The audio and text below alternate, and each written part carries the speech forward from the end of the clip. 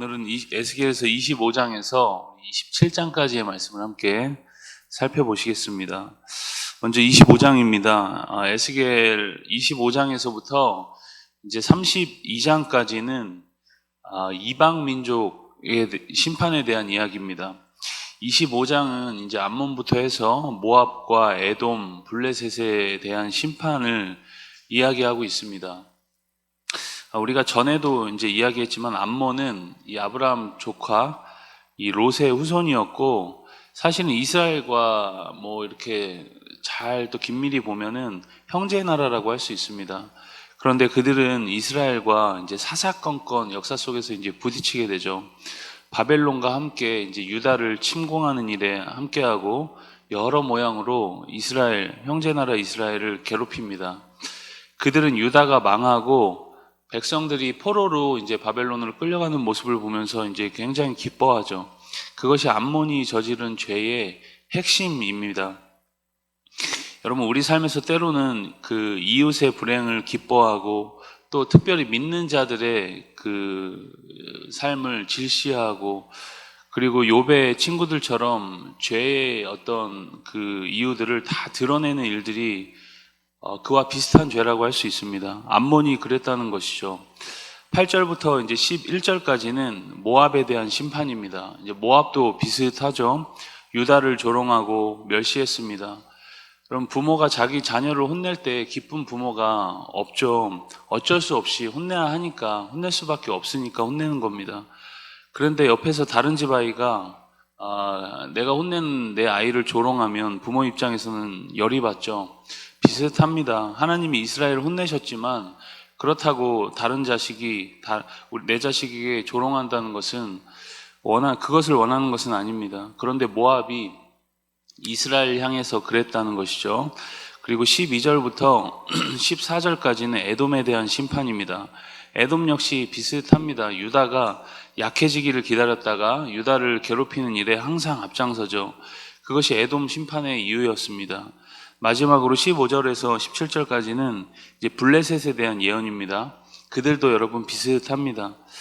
결정적으로 15절의 말씀처럼 미워하여 멸시하는 마음으로 원수를 갚았다.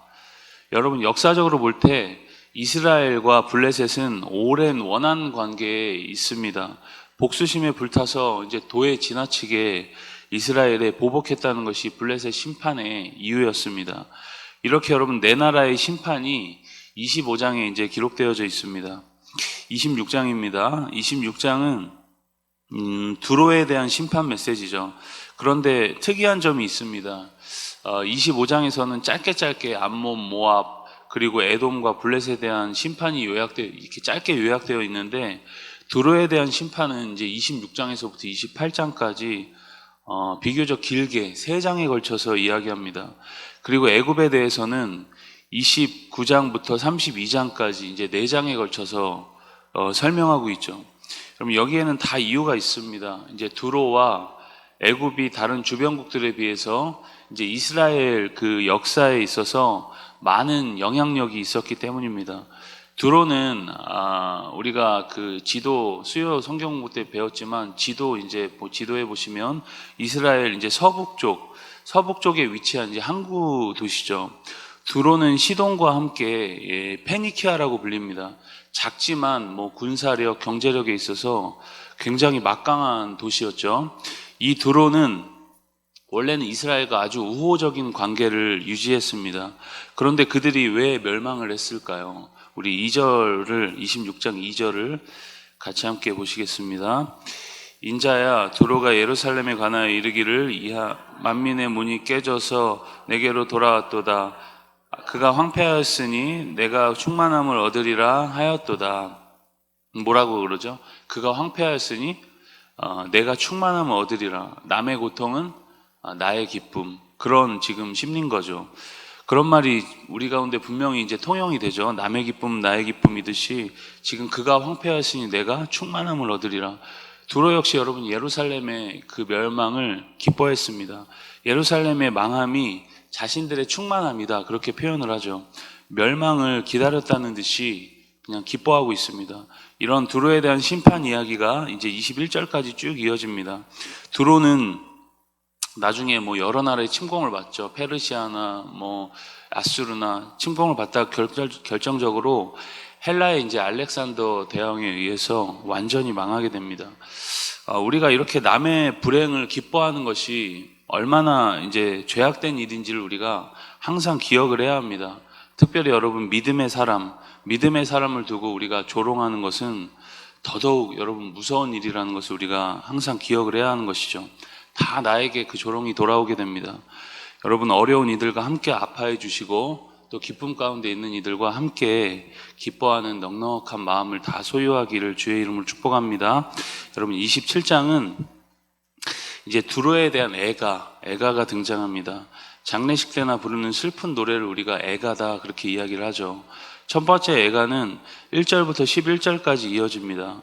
두로는 여러분 주어진 환경 자체가 아주 좋았습니다. 그래서 많은 부를 이루었고 이 두로 안에 성공 스토리, 두로 아메리칸 드림이 있듯이 두로 드림 이런 성공 스토리가 자자했습니다. 그런데 그들은 자신들의 성공에 과도하게 도취가 되었던 것이죠. 그래서 내가 이루었다고 자만하면서 자기 업적과 아름다움을 모두 자신의 공으로 돌리게 됩니다. 이런 이야기가 첫 번째 애가에 들어 있습니다. 두 번째 애가는 12절부터 25절까지입니다. 두로의 무역 상대들과 그리고 거래 물품들을 쭉 열거하죠. 그들은 수많은 민족들과 이런 비즈니스 관계를 잘 맺었습니다.